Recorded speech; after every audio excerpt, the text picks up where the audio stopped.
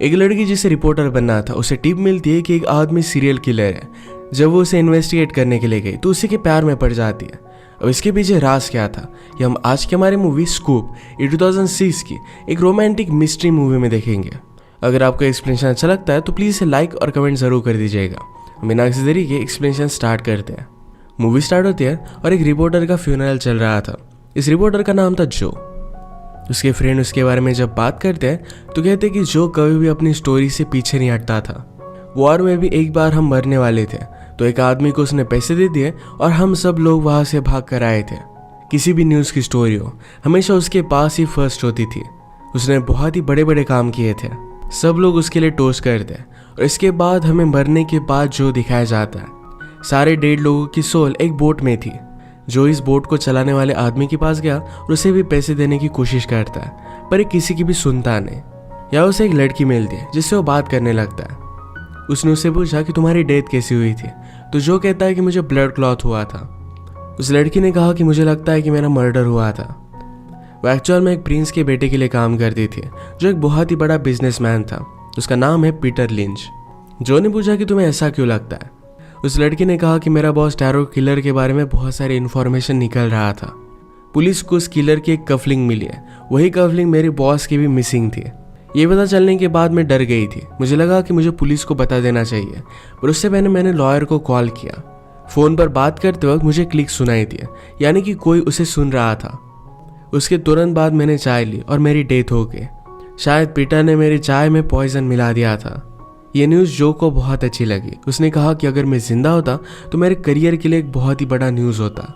Next scene में हम हमारी और एक मेन कैरेक्टर जिसका नाम है सॉन्ड्रा, जो जर्नलिस्ट बनना चाहती है, इसे देखते हैं।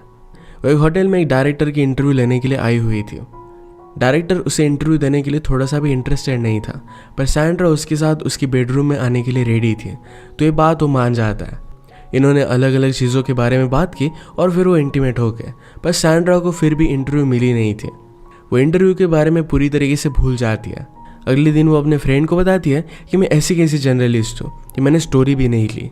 वो बहुत ही अपसेट थी, तो उसकी फ्रेंड ने कहा कि मेरे साथ तुम शो देखने के लिए आओ, सारा टेंशन तुम्हारा चला जाएगा। ये शो एक मैजिक शो था। हम पैरेलल में जो को देखते हैं जो शिप से पानी में कूद गया और वहां से भाग जाता है। शो में मैजिशियन को अपनी ट्रिक दिखाने के लिए ऑडियंस में से एक पर्सन चाहिए था। इसके लिए वो सैंड्रा को चूज करता, पर वो जरा नर्वस थी। मैजिशियन का नाम है सीड। सीड ने सैंड्रा के बारे में गेस करने की कोशिश की, पर कुछ भी सही नहीं निकलता। पर वो ऑडियंस को बहुत हंसाता है। हमेशा उसके साथ जो भी काम करते हैं उनकी बहुत तारीफ करता है। इसके बाद सैंड्रा बॉक्स में चली गई और अचानक से उसके सामने जो आ जाता है।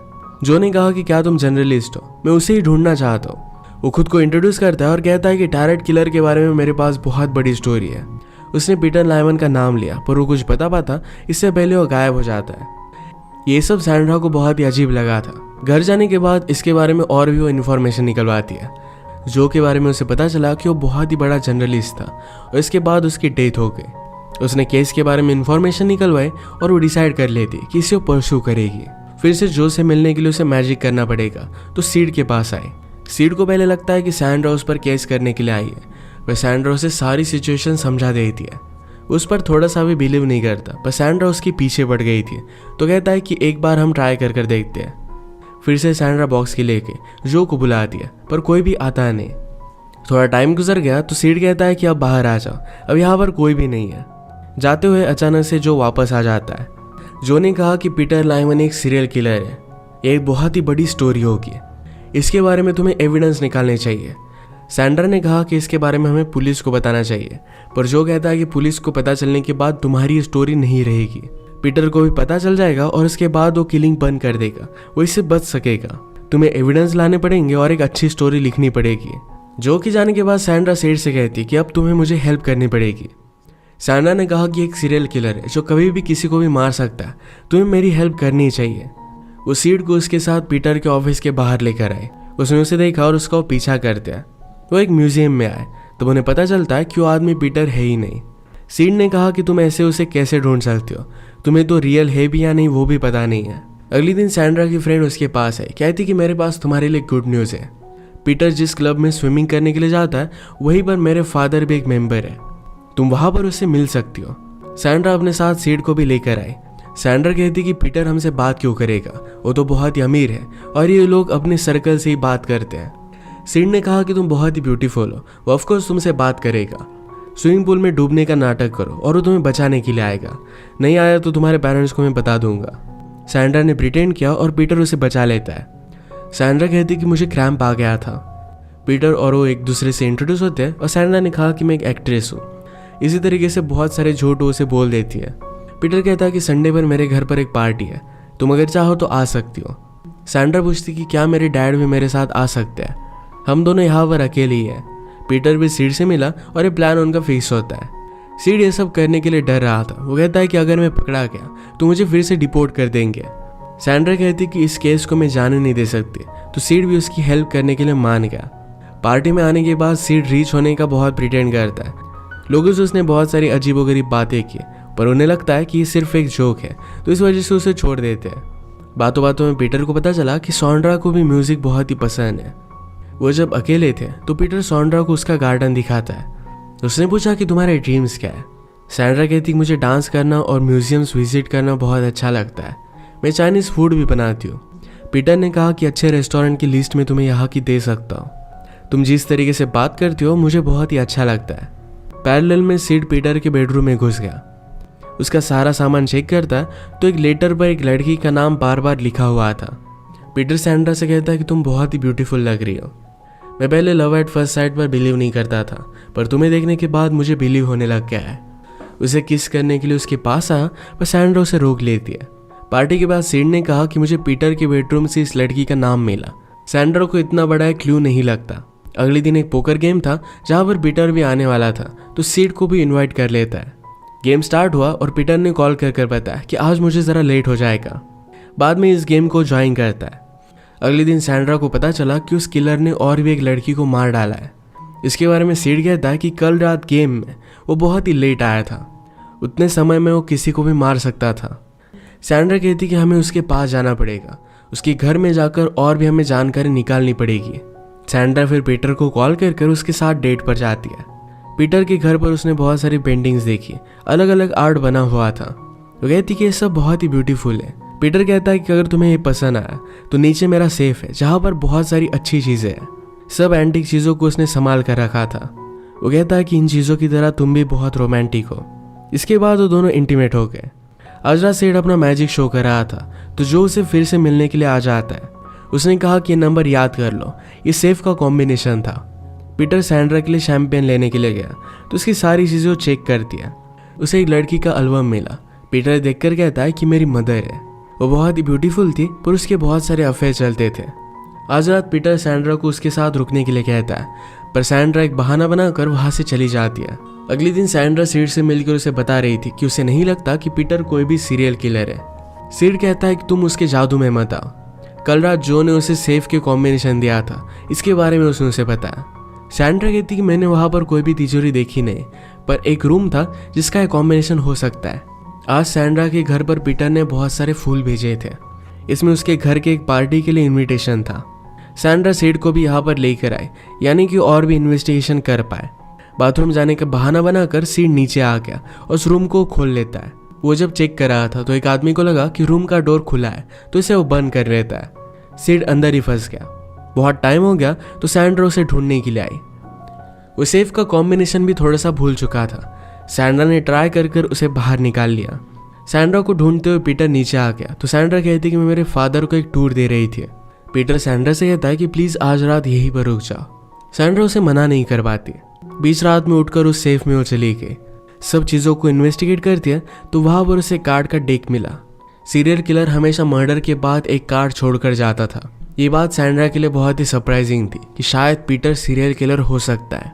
पीटर की भी नींद खुल गई थी तो सैंड्रा वापस आ गई और कहती कि मुझे नींद आ नहीं रही थी, ये इन्वेस्टिगेशन करना डेंजरस हो गया था। तो सीड कहता है कि हमें पुलिस को बता देना चाहिए, पर सैंड्रा इसके लिए मानती नहीं। अब सैंड्रा का बर्थडे आता है तो पीटर ने उसे एक बहुत ही एक्सपेंसिव गिफ्ट दिया। पीटर ने कहा कि मुझे बहुत ही बुरा लग रहा है, आज रात मैं तुम्हारे साथ सेलिब्रेट नहीं कर सकता, एक बिजनेस की वजह से मुझे ज़रा दूर जाना पड़ेगा। सीड को जब पता चला कि सैंड्रा का बर्थडे है तो उसने कहा कि मैं तुम्हें डिनर पर लेकर चलता हूँ। रेडी होते वक्त जो उसके सामने आ गया। उसने कहा कि मुझे लग रहा है कि तुम प्यार में पड़ रही हो। पीटर के खिलाफ बहुत सारे क्लूज तुम्हें मिले हैं, हमें ज़रा सावधान रहना चाहिए। जब वो सीड के साथ डिनर कर रही थी तो स्ट्रीट पर उसने पीटर को देखा। उसका पीछा करते और बाद में उन्होंने उसे खो दिया। स्ट्रीट पर भागते भागते एक लेडी आई और उसने कहा कि अभी अभी मर्डर हो चुका है। ये मर्डर उसी सीरियल किलर ने किया था। अगले दिन पेपर में न्यूज़ आई और सीड कहता है कि पीटर की मदर की तरह ही वो लड़की दिखती थी। अब इसके बाद वो पीटर को इस तरीके से इन्वेस्टिगेट नहीं कर सकते थे। ये जाकर सब कुछ न्यूज़पेपर वालों को बता देते हैं। सारे एविडेंस उन्होंने बता दिया। न्यूज़पेपर हेड कहता है कि आज इस सीरियल किलर पकड़ा गया है। तुम्हारी स्टोरी अच्छी थी पर ये सब कुछ झूठ है। अब हम कुछ भी कर नहीं सकते। सैंड्रा को बहुत ही अच्छा लगा कि पीटर ने एक्चुअल में कोई भी मर्डर नहीं किया। उसने अपनी पूरी आइडेंटिटी पीटर को झूठ बोली थी, तो इस बात के लिए उसे बुरा लगता है। नेक्स्ट टाइम जब वो पीटर से मिली तो पीटर कहता है कि मुझे तुम्हें कुछ बताना है। मैंने तुमसे झूठ कहा था। तुम्हारे बर्थडे के दिन पर मैं यहीं पर था, पर एक बहुत ही इंपॉर्टेंट मीटिंग मुझे करनी थी। सैंड्रा ने भी उसे सब कुछ सच सच बता दिया। उसने कहा कि मैं रिपोर्टर हूँ और मुझे लगा था कि तुम एक किलर हो, इसी वजह से मैं तुम्हारे पीछे थी। पर स्लोली मुझे तुमसे प्यार हो गया। पीटर इन सब बातों से सरप्राइज था और वो कहता है कि मैं भी तुमसे बहुत प्यार करता हूँ। सैंड्रा के घर पर सीड फिर से उसे मिलने के लिए आता है। कहता है कि मुझे अब भी लगता है कि पीटर एक सीरियल किलर है। बहुत सारी किलिंग्स हो रही थी तो पीटर ने भी एक लड़की को मार दिया। इस सब में वो कवर अप कर सकता है। मर्डर के स्ट्रीट पर उसका होना ये कोई भी कोइंसिडेंस नहीं है। सीड सैंड्रा को फिर से इन्वेस्टिगेशन करने के लिए बोल रहा था, पर सैंड्रा कहती कि ये सब झूठ है। अब वो उस पर थोड़ा सा भी बिलीव नहीं करती और वो पूरी तरीके से पीटर के प्यार में थी। सीड के सामने जो वापस आता है। सीड ने अपनी सारी थ्योरी उसे बता दी। जो ने कहा कि पीटर के तुम कार्ड चेक करो। लास्ट मर्डर में जो कार्ड यूज हुआ था, अगर वो मिसिंग है इसका मतलब है पीटर ही सीरियल किलर है। जो जाते जाते कह गया कि अब मैं वापस नहीं आ सकता। उसकी ट्रिक्स अब काम नहीं कर रही। मर्डर वाली बिल्डिंग में सीड पहुंच जाता है और भी उसने सब लोगों से इन्फॉर्मेशन निकलवाई। जिस लड़की का मर्डर हुआ था वो एक सेक्स वर्कर थी। एक लेडी से बात करने के बाद सीड को पता चलता है उस लड़की के नाम बेटी था। ये वही नेम है जो पीटर ने बहुत बार लिखा हुआ था। और भी बात करने के बाद उसे पता चलता है कि उस लड़की का हेयर कट पहले अलग हुआ करता था, पर बाद में उसके क्लाइंट की वजह से उसने वो हेयर कट बदल लिया। ये लेडी उस क्लाइंट का पूरा नाम बता नहीं पाती, पर उसे पता था कि उसका नाम पीटर से स्टार्ट होता है। अब सीड कंफर्म हो चुका था कि पीटर ने मर्डर किया है। वो सैंड्रा को वार्न करने के लिए कॉल करता है, पर सैंड्रा पीटर के साथ सिटी के बाहर एक वैकेशन पर थी। उसने सारी बातें उसे समझाने की कोशिश की, पर सैंड्रा उसका कोई भी मान नहीं रही थी।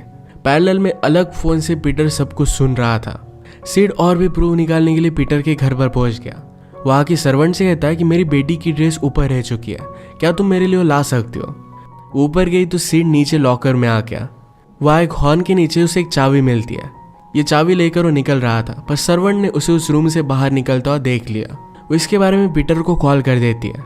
सीड चाबी को लेकर मर्डर वाली बिल्डिंग में पहुंचता है। क्राइम सीन के फ्लैट पर ये चाबी लग जाती है। अब उसके पास प्रूफ भी था।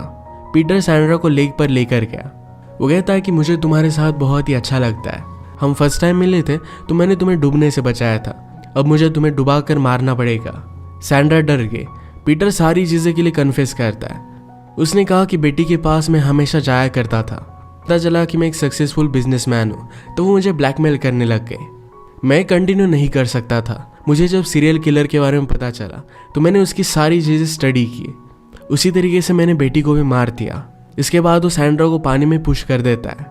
सीड फास्ट ड्राइव कर सैंड्रा को बचाने की कोशिश कर रहा था, तभी उसका एक्सीडेंट हो जाता है। पीटर घर पर आकर पुलिस को कॉल करता है। उसने ऐसा प्रिटेंड किया कि सैंड्रा एक्सीडेंटली पानी में गिरकर उसकी डेथ हो गई। पुलिस आने पर सारी स्टोरी उन्हें बता रहा था, तभी सैंड्रा वहाँ पर पहुँच जाती है। वो कहती कि मैं स्विमिंग की चैंपियन हूँ, मैं तुम्हारे सामने सिर्फ प्रिटेंड कर रही थी। उसने इस बार एक बहुत ही अमेजिंग सी स्टोरी लिखी। उसे एक अच्छा जॉब भी मिल जाता है। अगर हम सीड की बात करें तो एक्सीडेंट की वजह से उसकी डेथ हो गई थी। वो भी अब 1.5 लोगों की शिप में था। यहाँ पर भी सब लोगों को मैजिक दिखाकर वो उन्हें एंटरटेन करता है। इसी के साथ ये मूवी एंड हो जाती है। अगर आपको एक्सप्लेनेशन अच्छा लगा तो प्लीज़ इसे लाइक और कमेंट जरूर कर दीजिएगा। बहुत सारी मूवीज़ लेकर आते रहता हूँ, तो प्लीज़ चैनल को सब्सक्राइब कर दीजिए और बेल नोटिफिकेशन आइकन दबाना मत भूलिएगा। हम फिर से मिलेंगे और एक नई मूवी के साथ। तब तक के लिए थैंक यू और आप अपने आप का ख्याल रखिए।